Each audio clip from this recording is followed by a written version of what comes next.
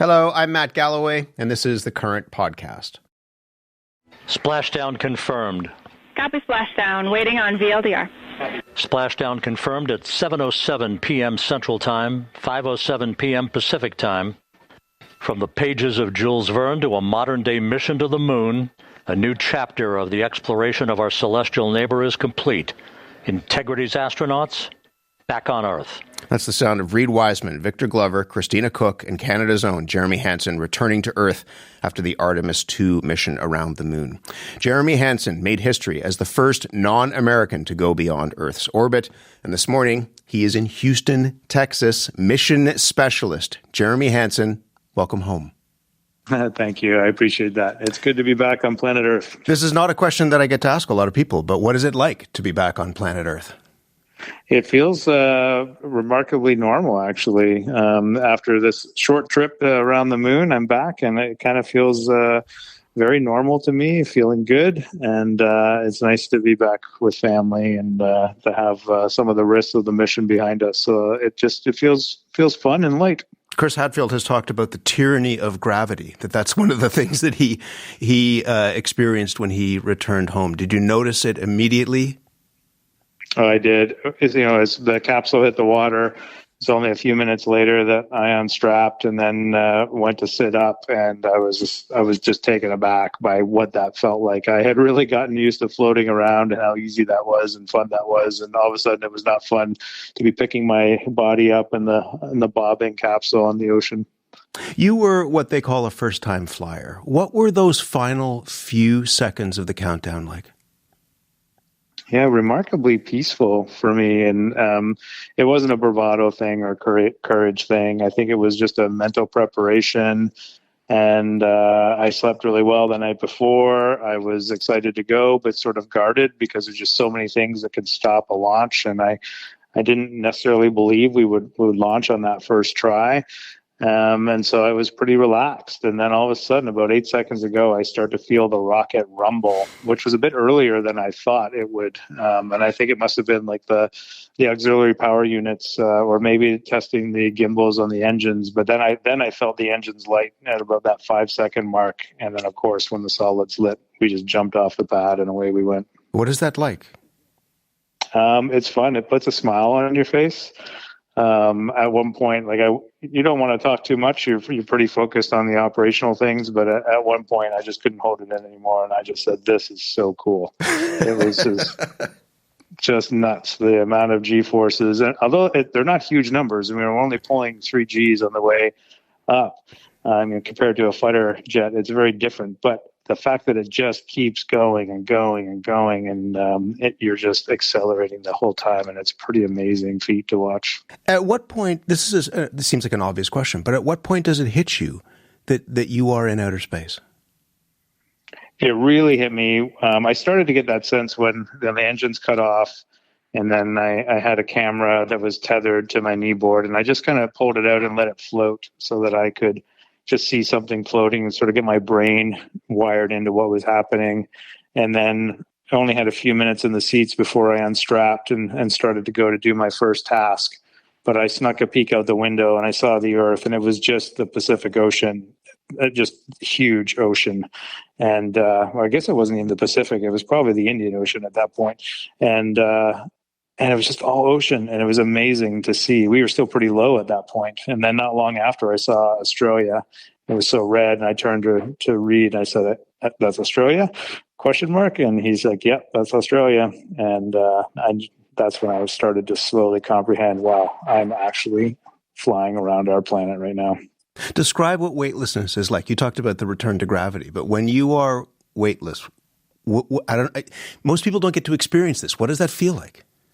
So freeing, and it never wore off. The whole 10-day mission, all of us, even though my crewmates have spent months in space before, they were happy to be back in microgravity, and we would comment on all the time just how much fun it is just to fly around and play with your food and make water bubbles. And there's just you just throw your friends a treat during the day, and you try to throw it and they catch it in their mouth. I mean, it just never gets old, all these fun things. The one thing I noted though is our brain is wired for gravity. So when I would throw something initially, that would always land too high because you're trying to compensate for gravity is not there. So you kind of have to just adjust your aim point so that it hits the mark.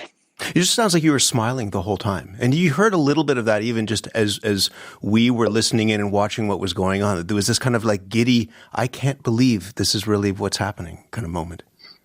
There was a lot of that. There's definitely a mix. Yeah. It's a very serious mission too. For sure. And we had moments where, alarms went off, and we never had anything actually bad, but we had some pretty bad indications for a few moments until we, had a look and decided that everything was actually okay.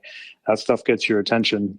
And you're always kind of living with that knowledge in the back of your head. You're in a little capsule with pressurized air in it, and it's the only thing keeping you alive, and you're many, many days from home.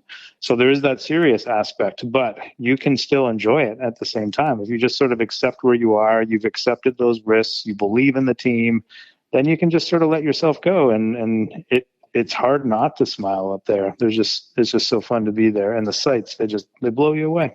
One of the amazing things was we were here down on Earth, and you would look up at the sky in the morning, and you would see the moon. And you would think they're on their way there, or they're on their way back. And you can't really look at the moon in the same way when you know that some of your people are out there. When you were looking back, what was that like? Yeah, did you find you found that you're looking at the moon differently? Yeah. Yeah, it's really neat. I mean, I've been looking at the moon differently for 3 years now since I got assigned to the mission. But I think that's just a small gift of sending humans out there, that we look up at the moon, we stare just a little longer. When I was up there and I was seeing the moon, I was thinking similar thoughts. My family is back on Earth, and they're looking at the moon a little differently right now. And we're in that shot. They can't quite make out the capsule, but we're in their field of view, hurtling towards the moon. It's a special thing. Our cultures around the world have shared this since the very beginning. We all share the same moon. And it's a special neighbor that we all hold dear. But sometimes, through my life, I started to take it for granted and just only give it the casual glance. So I don't do that anymore. Now I look up, I identify features. Yesterday, I was doing an interview in Space Center Houston where they have this huge inflatable moon hanging from the ceiling, and I couldn't help myself. I wanted to go see all the things I had just seen again. I was walking around it and identifying where I had seen, where I had not seen. It'll never be the same for me. What about looking back at all of us here on Earth? We had just such amazing views of Earth right from the beginning of the mission. I feel like I just kept seeing it all over and over again. The first thing I described my first views, but then we got further away and I could see the entire globe out the window. And that's actually where I saw the vastness of the Pacific. I found that startling, even though I've looked at globes before, obviously, but to see with my own eyes just how vast the Pacific Ocean is kind of mind-bending. And then the whole Earth was lit up at that point, but then it was a crescent Earth. And then we got on the dark side of the Earth. It was all dark. And there's a great photo of that and of some of the things we saw in the Northern Lights. But it is pretty special to look back on that planet in the darkness of space and start to see it for what it truly is, like this little marvel in space. As we got further and further away, long before we got to 400,000 kilometers, you start to really get that sense that you are out in deep space.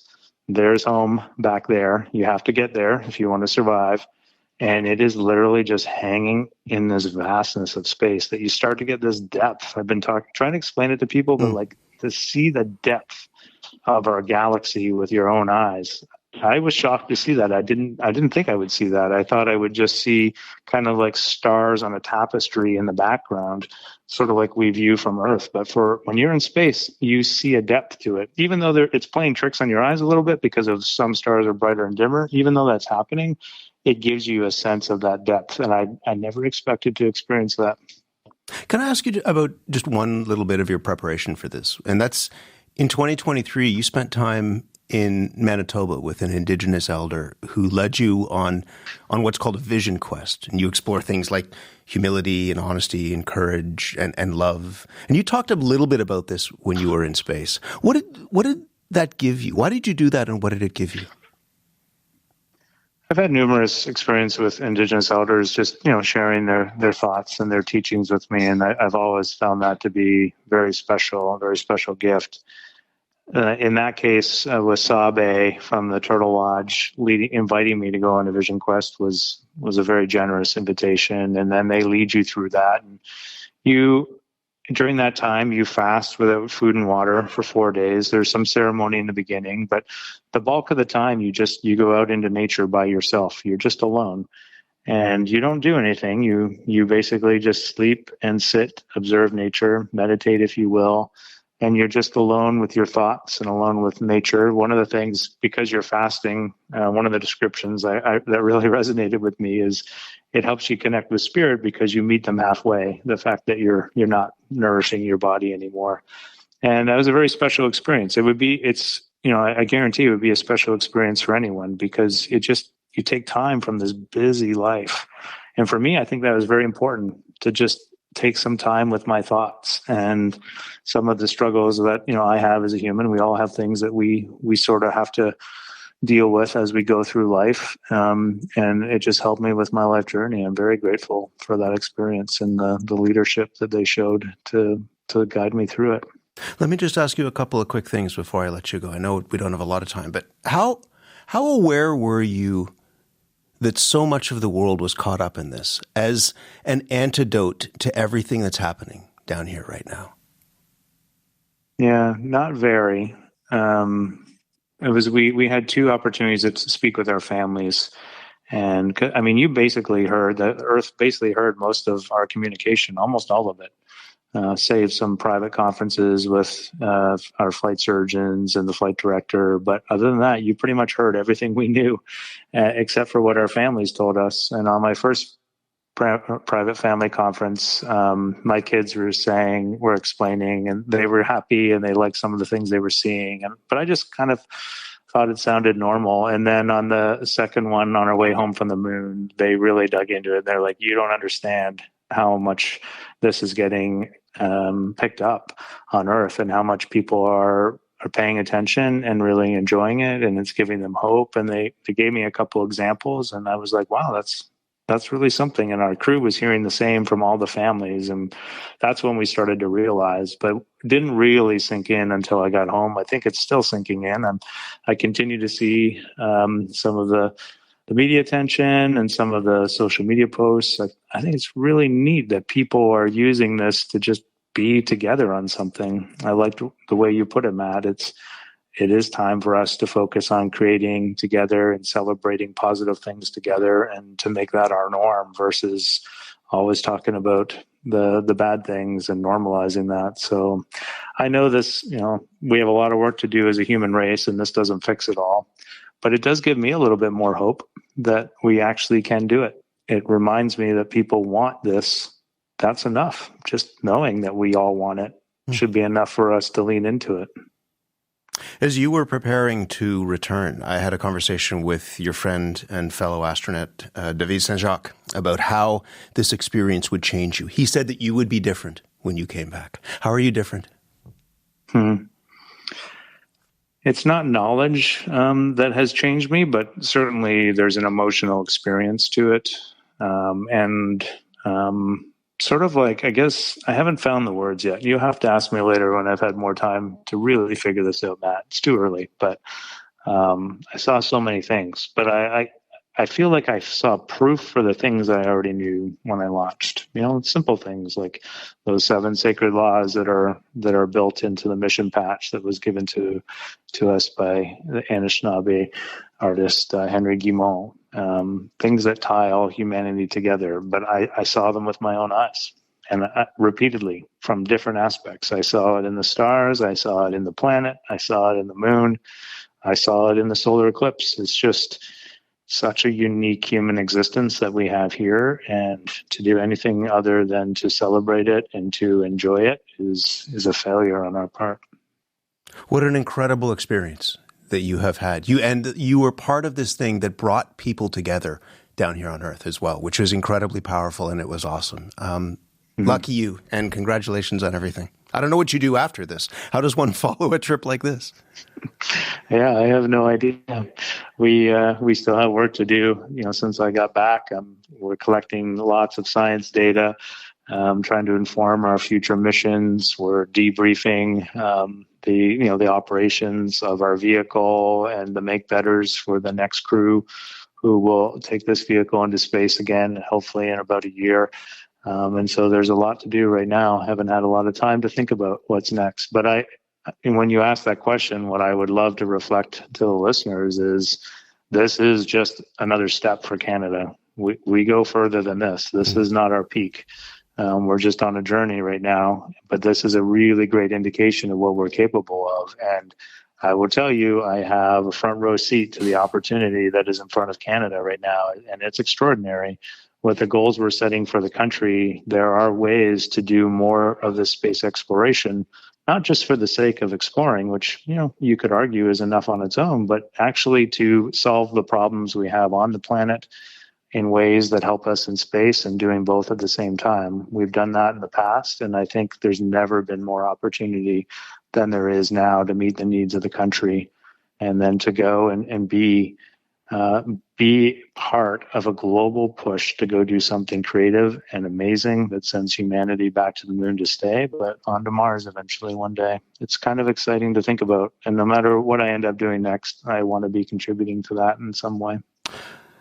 That's a great way to end. It's neat to see people do big things and really powerful, to be witness to that. We're glad you're home safe. Jeremy Hansen, thank you very much. Thank you, Matt. And people need to be reminded Canada did this. This was an intentional decision by a country to go do this. It didn't just fall in our laps. We created it. It wasn't me. It was the country. And it's an important example. Let's go do some more big things. Thanks for having me, Matt. Appreciate it. Really great to talk to you. Thanks again. Take care. Jeremy Hansen is the first Canadian to travel beyond Earth's orbit and around the moon. You've been listening to the Current podcast. My name is Matt Galloway. Thanks for listening. I'll talk to you soon.